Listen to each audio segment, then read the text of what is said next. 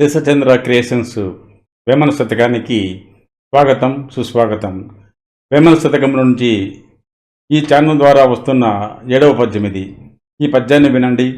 అంతరంగమరయ హరుడౌను గురుడౌను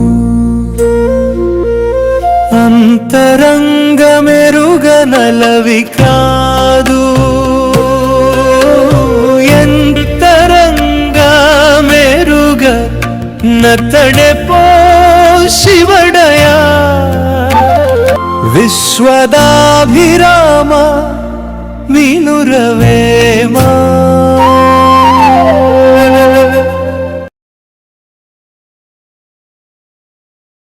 ప్రపంచానికి ప్రియమైన ఓ వేమ వినుము.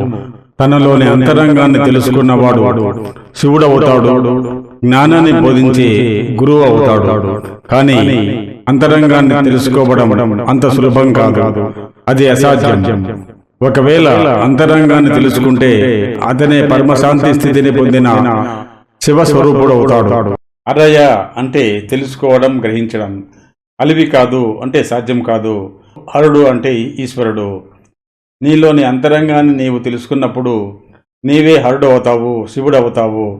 అలాగే 10 మందికి జ్ఞానాన్ని అందించే గురువు అవుతావు. కానీ అంతరంగాన్ని తెలుసుకోవడం అనేది సులువైన పని కాదు, అది అందరికీ సాధ్యం కాదు. ఒకవేళ నీవు నీ అంతరంగాన్ని తెలుసుకున్నప్పుడు లయకార్డువైన శివుడు నీవే అవుతావు పో అంటున్నాడు వేమన ఈ పద్యంలో. అంతరంగము అంటే బయటికి కనపడని మనసు, చిత్తము. అంతరంగము గురించి తెలుసుకునే వారు ఏ విధంగా ఉంటారు అంటే నేను, నాది అనే భ్రమలో ఉంటారు.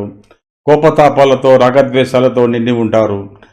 ఈ శరీరం నాది అనే వ్యామోహముతో అందం, పదవి, అధికారం, సంపద అన్నీ నావే, నాకే ఉన్నాయి అనే గర్వముతో, అహంకారముతో విరవెగుతుంటారు. భవబంధాలకు, ప్రేమానురాగాలకు బందీ అయి ఉంటారు. ఒక్క మాటలో చెప్పాలంటే సగటు మనిషిలా ఉంటారు అంతరంగాన్ని గురించి తెలుసుకునేవారు. అంతరంగాన్ని గురించి తెలుసుకోవడం ఎలా? అంతరంగం గురించి తెలుసుకున్న వాళ్ళు ఏ విధంగా ఉంటారు అంటే అంతరంగాన్ని తెలుసుకోవడం అంటే ఈ జగమంతా మిథ్య, మాయ అని తెలుసుకోవాలి. ఆ విధంగా ఈ జగమంతా మిథ్య, మాయ అని తెలుసుకున్నప్పుడు అంతరంగాన్ని తెలుసుకున్నవాడు అవుతాడు. ఎప్పుడైతే అంతరంగాన్ని గురించి తెలుసుకుంటాడో అప్పుడు నేను కాదు అనే భావం వస్తుంది. అజ్ఞానము నశించి నేను కాదు అనే భావం ఎప్పుడైతే వస్తుందో అశాశ్వతమైన ఈ శరీరం కూడా నాది కాదు అనుకుంటాడు. కోపతాపాలు ఉండవు, రాగద్వేషాలు ఉండవు, అహంకారము, గర్వము ఉండదు. భావబంధాలకు, ప్రేమానురాగాలకు దూరంగా ఉంటాడు. భయం ఉండదు, సుఖదుఖాలకు అతీతుడుగా ఉంటాడు. ఒక్క మాటలో చెప్పాలంటే సర్వసంగ పరిత్యాగగా ఉంటాడు. ఇలా అంతరంగాన్ని తెలుసుకొని సర్వసంగ పరిత్యాగ అయినప్పుడు వేమన చెప్పినట్లు అతనే శివుడవుతాడు. అతనికి పరబ్రహ్మకు తేడా ఉండదు. అహం బ్రహ్మాస్మి అనుకుంటాడు, అంటే నేనే బ్రహ్మను అనుకుంటాడు. తనే బ్రహ్మను అనుకుంటాడే తప్ప నేను బ్రహ్మను అని బయటికి చెప్పుకోడు. తత్వంబసి అంటే నీవే బ్రహ్మవు అని ఇతరుల చేత పిలిపించుకుంటాడు. అంతరంగాన్ని గురించి తెలుసుకున్నవాడు ఏ విధంగా ఉంటాడో ఆది శంకరాచార్యుల జీవితంలో ఒక సంఘటన తెలియజేస్తుంది. ఆది శంకరాచార్యులు పిన్న వయసులోనే సన్యాసము స్వీకరించి గురువు కోసం వెతికే సమయంలో భాగవత్పాదుడిని కలుస్తాడు. భాగవత్పాదుడు శంకరుని చూసి కస్త్వం అంటాడు. కస్త్వం అంటే ఎవరు నీవు అని అడుగుతాడు శంకరుణ్ణి. ఎవరైనా నీ గురించి తెలియనప్పుడు ఎవరు నీవు అని అడిగినప్పుడు నేను ఫలానా, నా పేరు ఇది, నా ఊరు ఇది, నేను ఫలానా పని చేస్తాను, నా తల్లిదండ్రులు ఫలానా వారు అని చెప్పుకోవడం సహజం. ఎప్పుడైతే భగవత్పాదుడు ఎవరు నీవు అని అడిగినప్పుడు శంకరుడు తన పేరును కానీ, తన తల్లిదండ్రుల పేరు కానీ, తన ఊరు కానీ చెప్పకుండా 6 శ్లోకాలు చెప్పాడు. 6 శ్లోకాలే నిర్వాణ షట్కము, ఆత్మ షట్కముగా పిలువబడుతున్నాయి. ఈ నిర్వాణ షట్కములోని మొదటి శ్లోకాన్ని వినండి. మనఃబుద్ధ్యహంకార చిత్తాని నాహం నచ శ్రోత్రజిహ్వే నచ ఘ్రాణనేత్రే నచ వ్యోమ భూమిర్న తేజో న వాయుః చిదానందరూప శివోహం శివోహం. మన బుద్ధ్యహంకార చిత్తాని నాహం నా అహం నేను కాదు. ఏమి నేను కాదు?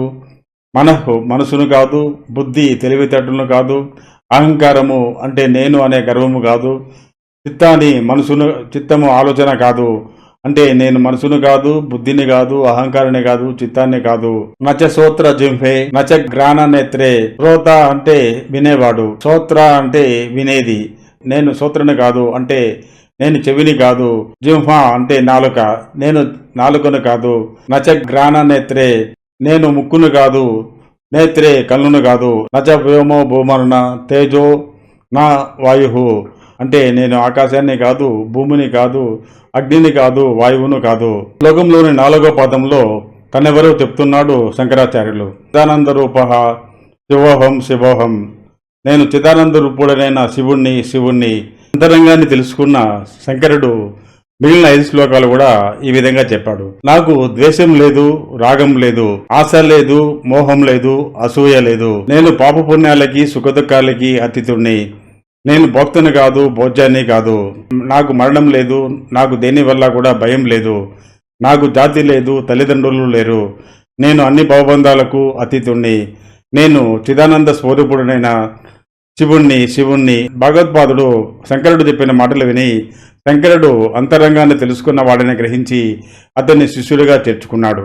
అంతరంగాన్ని తెలుసుకున్నవాడు ఆది శంకరాచార్యుల వారి మధ్యనే ఉంటారు.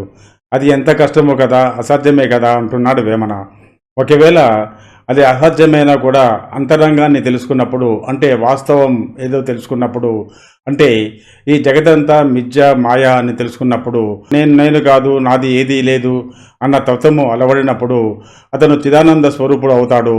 అతనికి దేవుడికి ఏమీ తేడా ఉండదు.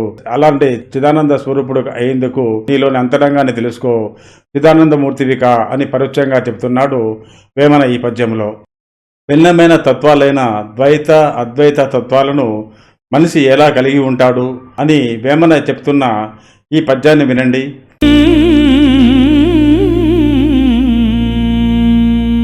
అంతరంగమందు అద్వైతి అయ్యుండు, బాహ్యమందు ద్వైత భావియగును.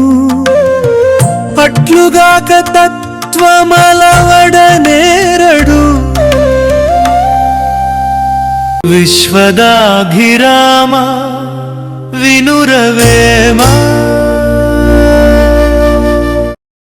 ఈ పద్యం యొక్క భావాన్ని తెలుసుకునేందుకు మళ్ళీ కలుద్దాం. అంతవరకు సెలవు. జై హింద్. మీ శేషచంద్ర.